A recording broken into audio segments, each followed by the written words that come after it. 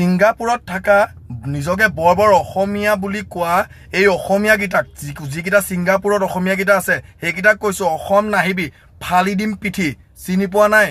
চালা লাষ্ট পোৱা নাই তহঁতে অসভ্যহঁত তহঁতৰ কাৰণে এইখিনি হ'বলৈ পালে যদি সেইখিনি সময়ত তহঁতে যিখিনি মানুহ জুবিন দাৰ লগত আছিলি চালা তহঁতে যদি সেই জুবিন দাক যদি আমাৰ অসমখনে যেনেকৈ কেয়াৰ লয় অসমখনে যেনেকৈ তেখেতক সাৱধান হ'বলৈ কাৰণে যতন লয় তেখেতে আশে পিছে ঘূৰি থাকে মানুহখিনি অসমীয়াখিনি অসমত থকা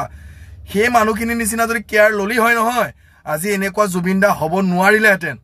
কুকুৰহঁত তহঁতৰ কাৰণে তহঁতে চালা হাঁহি ফূৰ্তি কৰি মাল চাল খাই লৈ চালা এই জুবিন দাক বৰবাদ কৰি দিলি হা অসমীয়াগিৰি চোতা ছিংগাপুৰত থাকি একদম বৰ লাগে মই ছিংগাপুৰত থাকোঁ তৰা আহিবি অসমত চালা এটা কৈছোঁ